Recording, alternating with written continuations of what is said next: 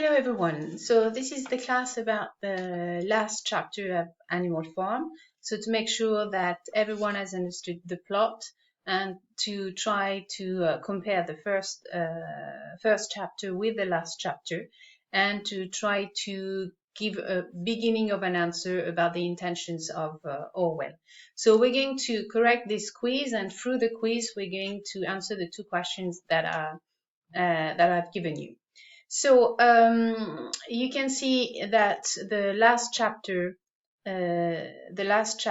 starts with years passed, the seasons came and went, the short animal lives fled by. So in the quiz, so the answer, when does chapter 10 take place? Many years after Boxer was killed.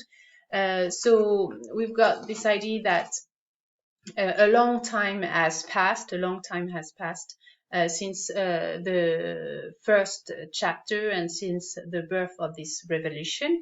So with this idea of time, we could have expected some evolution, some improvement in the lives of the animals. But as reader, and through all the different clues that we have had through the books, we know that it's not the case and that the reader is not lured by this indication of time. Then, second question, how many animals have been allowed to retire? So the answer is no animals. It shows that they work hard, that their life condition has not changed, and that they spend their time working in this farm without any leisure or free time. Then, third question: why do the animals have difficulty remembering the rebellion and the ideas of animalism? So the answer is C. Now there are so many animals on the farm who were born or bought after the rebellion. So this idea of memory is really important and really a key issue when we try to analyze a dictatorship and totalitarian regime. Indeed, in this type of regime, there is a manipulation of history and a manipulation of memories. They try by any means to erase the memory of people who have lived, for example, the rebellion, or have lived or lived in the past. So there is no. So here, as there is no animal being able to remember the rebellion, there is no memory and there is no testimony of this past. So the animals can't compare and evaluate their present situation by contrasting it with their past situation. So they are completely unable to identify and their situation and to be able to rebel. So very important issue of the manipulation of history and memory. So question 4, the windmill is not used to make the animals' lives easier. So indeed here we've got a contrast between the intentions and what was claimed by the leaders of the regime about this windmill and the reality. So it shows how the animals were manipulated, lured, and totally fooled by the people the animals who have the power. Question 5. What terrified Clover and the other animals? So here it's the sight of Squealer and the pigs walking on two legs, and we can answer another question at the same time.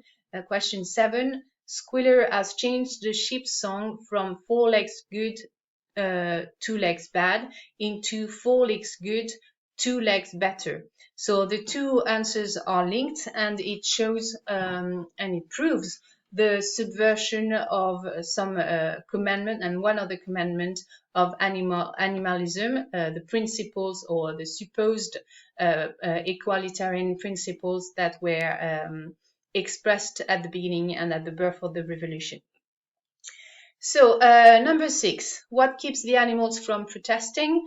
is the dogs barking. So here the dogs can be, we can draw a parallel between the dogs and, for example, personal police in a dictatorship, because the dogs and the police have the same goal. They aim to create fear, to avoid rebellion, resistance, and protest against any type of totalitarian regime.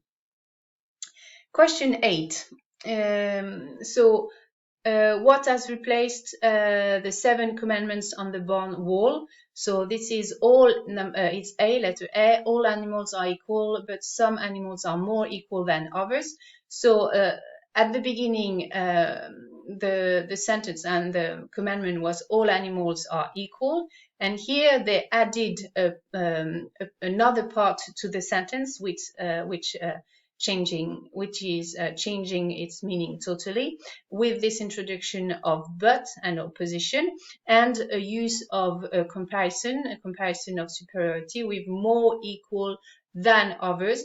So we've got the creation, obviously if you use a comparative, then you create 2 categories, a category of inferior people or animals, and a category which is superior, or in this case the category of animals here in this case they are compared to persons. So animals who are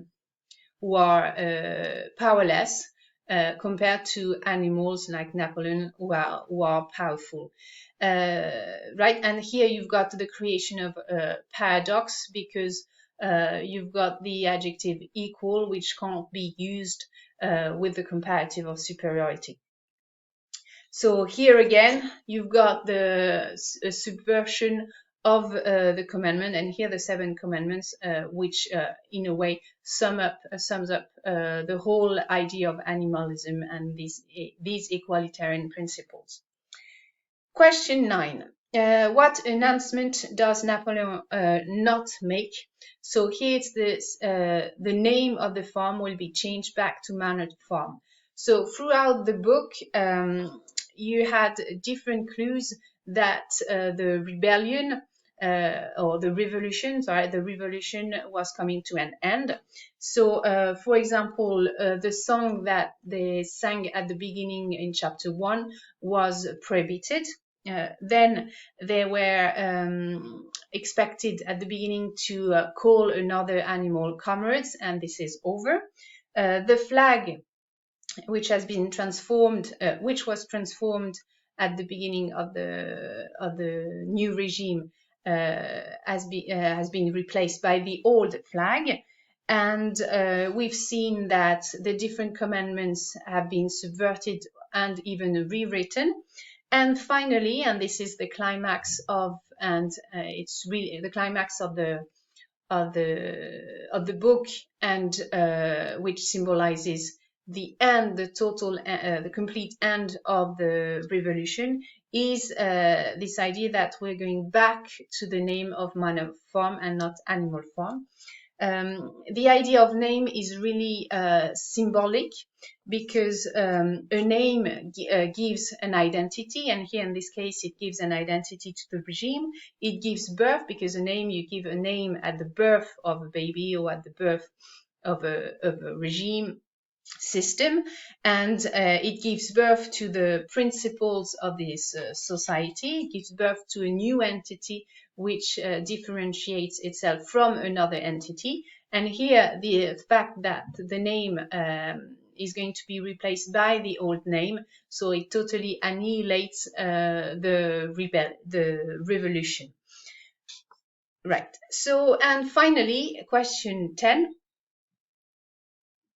Question 10. Why do Napoleon and Pilkington begin to fight each other? Someone was found to be cheating at the card. So here it's first, the playing cards is one of the 7 vices of man.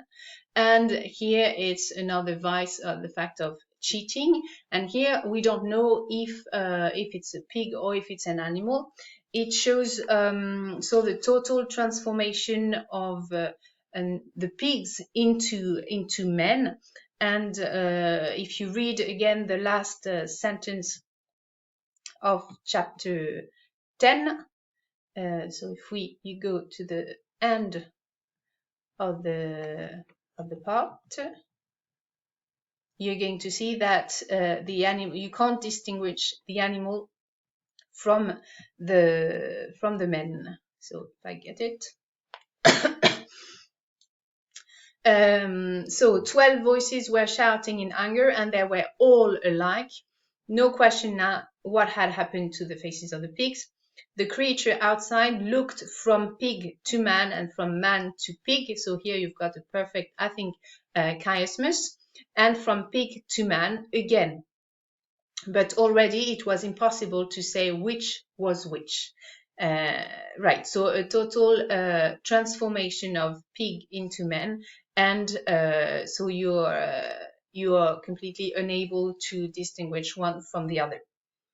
So in this, so you can conclude from all these questions and answers that nothing has changed for the animals since chapter 1. So we've got a really similar attitude between Mr. Jones and Napoleon. So the only thing that has changed is the person who has the power and who is ruling the other animals which are powerless. So this has been done through the manipulation of language, through the manipulation of history and memory. You can see that there is no, so at the end, it ends on the pigs and the and men playing cards, and you don't have any explicit and stated moral which could have which can stand out and which stands out usually in fable. So there is no explicit moral because maybe the animals haven't learned anything and they are totally unaware of their situation. So we've got George Orwell uses a dramatic irony through all along his book because there's a discrepancy between what the animals know and what the readers are aware of. The readers have a higher angle of view and they are aware of things that the animals are not aware of. And the readers with this higher angle of view can deduce and can understand that the animals are only toys in this revolution and they are totally manipulated without knowing it. So through this higher position, the reader can also understand that he, as a man, can be in this position sometimes and can also be the victim of brainwashing, propaganda, oppression, manipulation. And so Orwell didn't write an explicit moral, maybe because he wanted the reader to write his own moral, and by writing his own moral, the reader can become the author of his own life and avoid being and falling into the trap of propaganda and manipulation. So here are two possibilities about why there is no moral at the end of this fable. So this is it for today. You've got the work for next week, and I hope you're well, and see you soon. Bye-bye.